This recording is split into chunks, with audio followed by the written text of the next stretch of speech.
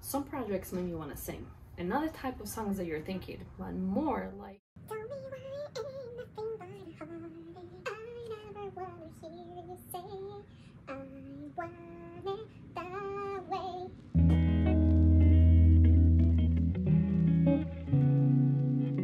First of all, there is no judgment to the previous owner. And you guys know that this channel is meant to hopefully inspire, entertain, and sometimes educate. Why is using peel and stick not the greatest idea to protect wood? For starters, the glue residue can be hard to remove, as I'm about to show you. Secondly, you can easily cause damage in the process of removing it. So here, after submerging a microfiber rag in hot water, I'm using the heat and dampness to hopefully loosen the glue and make the process easier. Now this did help, but as I'm peeling one layer of peel and stick, I'm seeing that there is another one right underneath it. I'm speeding up the video so that I don't bore you, but this took a long time. I've had friends that know that I refinish furniture and watch what I do tell me, "You're so patient." On the inside, I'm like, I'm really not. And this project definitely put my patience to the test, and I don't think I passed. And to keep it real, when I got really frustrated, I ended up taking a couple-hour break. I also ended up singing, as you saw at the beginning of the video. That was out of frustration, because I think there are much better ways to protect the tops of these pieces.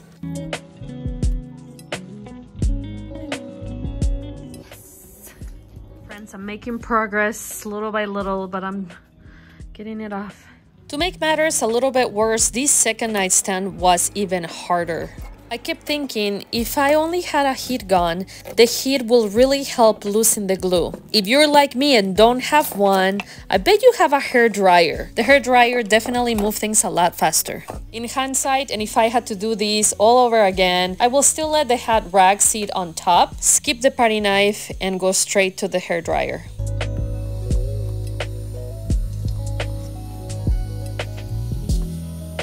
But don't ditch the putty knife altogether, because it's still gonna come in handy when you need to remove any glue residue.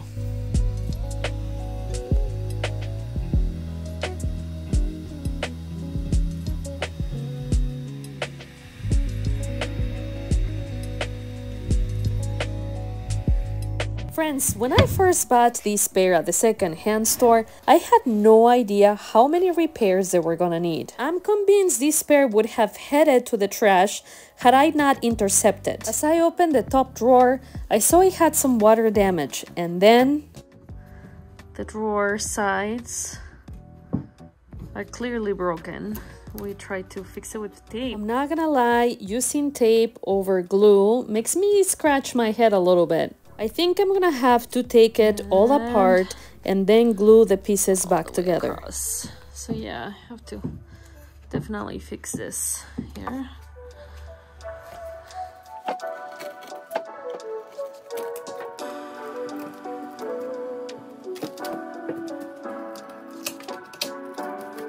After removing all the tape, I fiddled around with the bottom to see if it was actually glued. Once I realized it was, using the chisel and the hammer, I loosened it up to slide it all the way out. I'm tapping softly because I need the pieces to stay intact. As remember, this is gonna be kind of like putting a puzzle back together.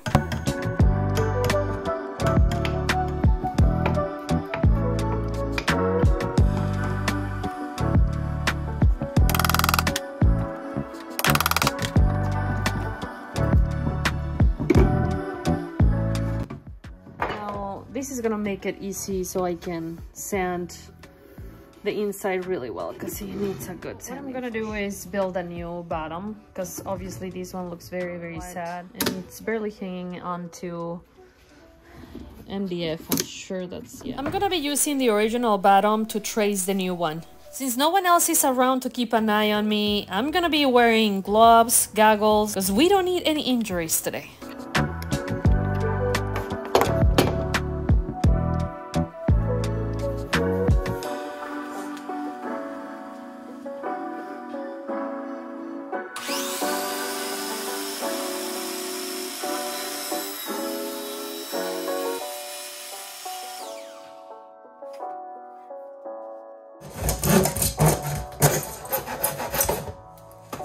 Now that I have cut a new bottom, I'm gonna be sanding the inside of the drawers. And since my plan for this pair is to stain the tops, the bottom fronts, and the drawers, I'm gonna be sanding those to bare wood. I'm also gonna scuff up the rest of the sleek surfaces to create enough of a texture for my primer and paint to grip onto. As for the broken pieces that belong to this drawer, they had glue residue after we removed the tape. So I'm gonna be using a chisel to scrape that residue off.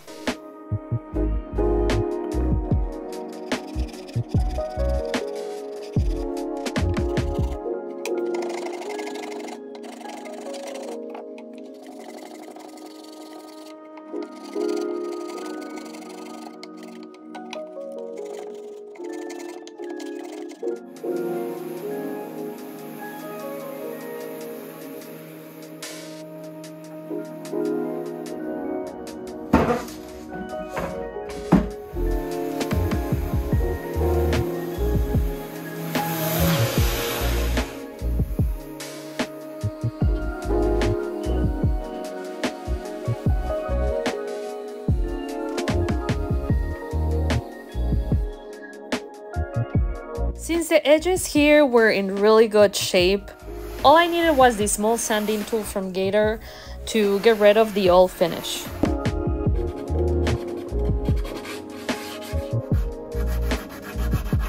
After all that sanding, this pair is needing a good rinse.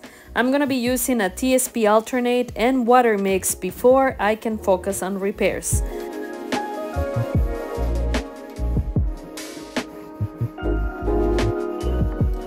First thing I want to make sure is that the new bottom fits the drawer. So let's test it out. Well, this is looking good. It fits well, it's snug, and now I can start applying plenty of Titebond to put the pieces back together.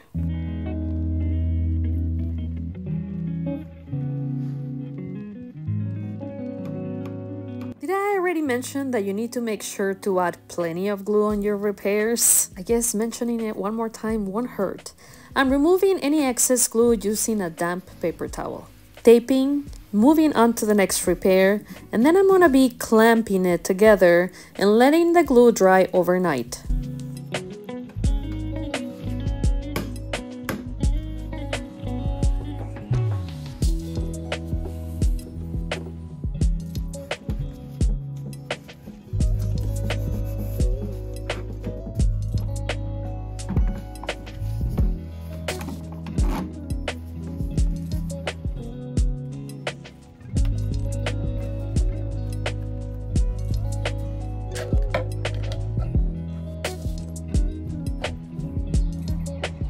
The next day, after removing the clamps, I sanded off any visible dry glue from the sides and glue back the corner blocks.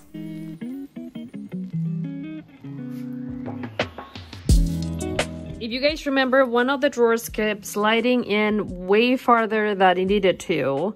And the reason being is because if you see here, this side has a drawer stop all the way in the back. And if we look over here, there's no drawer stop here. So I ended up finding one from a different project, and I'm just gonna be adding it right here.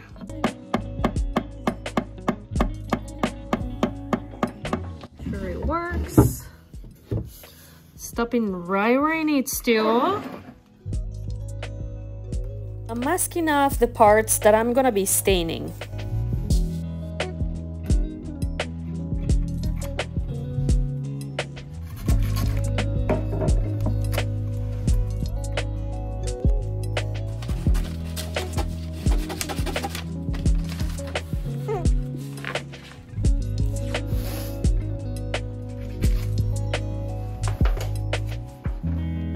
Forgot to repair these. Since these repairs were not too deep, the wood filler took 30 minutes to dry, and I was able to smooth them all out afterwards.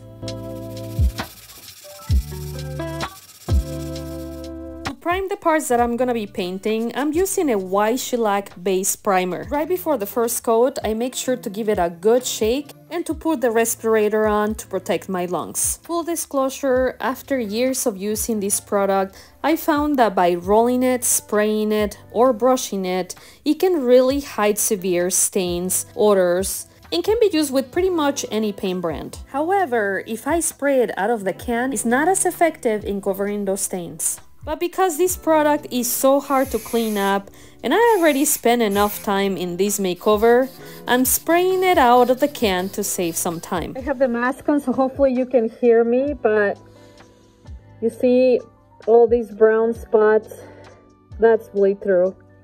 Also, primer is going to highlight anything that you missed when you were making repairs, so it's a good time to address all of the imperfections. The bleed through is showing even after applying 2 coats of this sprayable form of beige shellac. Since today's video is already longer than usual, I ended up covering the dings with wood filler and applying 2 more coats of primer off camera. Today I'm spraying the color Oakham from Fusion Mineral Paint. This is an acrylic resin paint that's low VOC, and you can brush it, roll it, or spray it. It will dry to a matte, wipeable finish. As you can see, I'm using my Flexio 3500 sprayer from Wagner. There was one more thing that I did off camera due to time concerns. I ran the paint through a strain to remove dry out clunks or pigment clumps that might clog up my sprayer. I also diluted the paint with a little bit of water to make sure that it would spray consistently.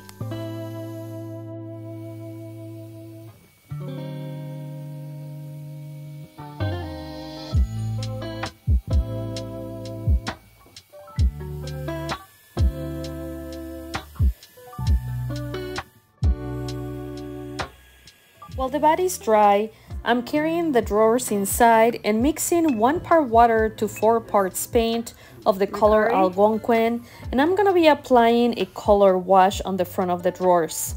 I'm letting the paint wash sit for a minute, and then I'm gonna wipe any excess off using a damp paper towel.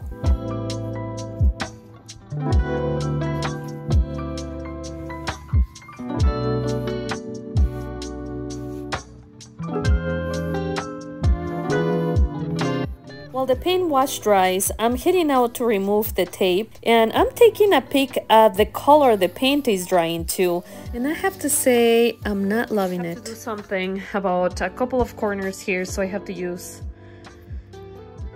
some wood filler.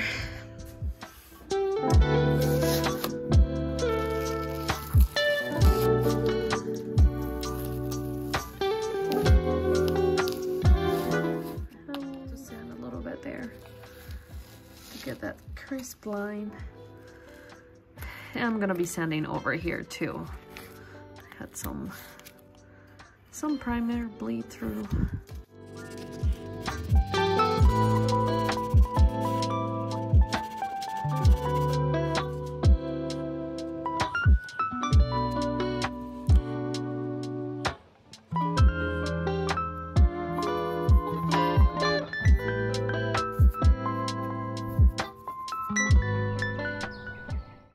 Different scenery from inside my house because it's cold in the garage and things are taking a very long time to dry. And this morning I'm gonna do the color wash on the parts that I didn't apply it on yesterday because we had something come up, and I'm gonna be applying his stain with a top coat built in from Fusion on top of it because this is looking a little too plain for me, so we're gonna have to do something a little fun.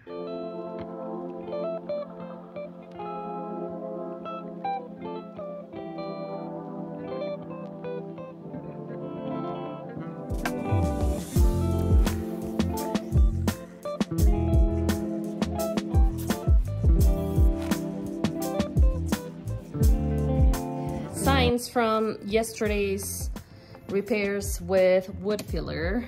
They're just tiny, and once again the color wash is going to camouflage all of those. So color wash, here we go.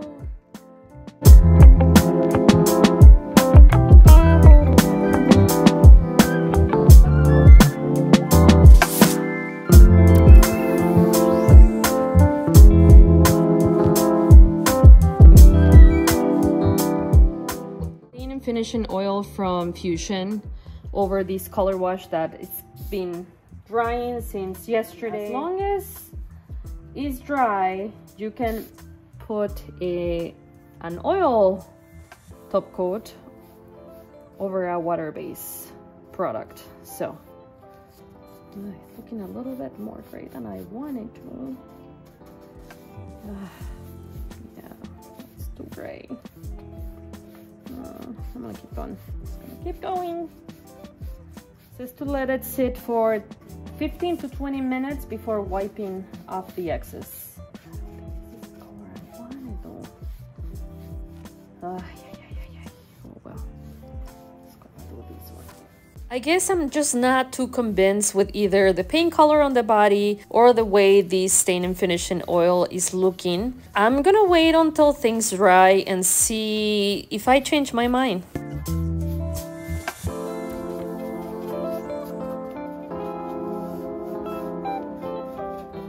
I decided that I wanted to add something with visual interest to the nightstands. For that reason, I'm gonna be applying a coat of stain and finishing oil from Fusion Mineral Paint over it.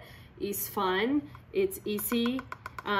This paint doesn't need a top coat because it already has one built in, but the fact that you're gonna apply this stain, that's an all-in-one, is gonna protect it even more and it's gonna make it a lot more fun to look at.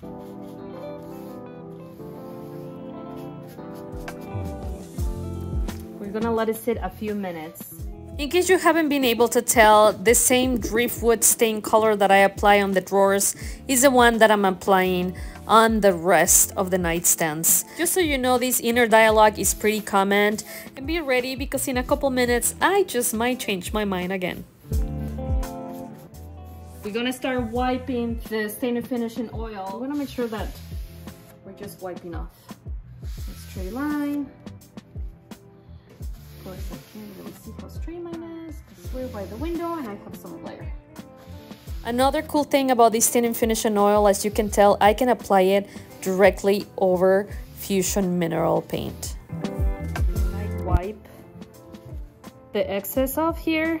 There's some of that lighter stain that is gonna sit in the grooves, and it just adds visual interest but also depth. I love those finishes. When I first started working on these pieces, I knew that I wanted to highlight the veneer pattern on the front of the drawers and the tops. And once I applied the Driftwood stain and finishing oil to the bodies, I knew I would have to apply an even lighter stain color to the stain areas. And this is where the application of this white stain and finishing oil, also from Fusion Mineral Paint, comes from. If you ever decide to try these stain and finishing oils from Fusion, I recommend waiting 24 hours between one coat and the next. Another thing to keep in mind is that they have more intensity to them once you first apply them, but as they dry, the colors really tone down.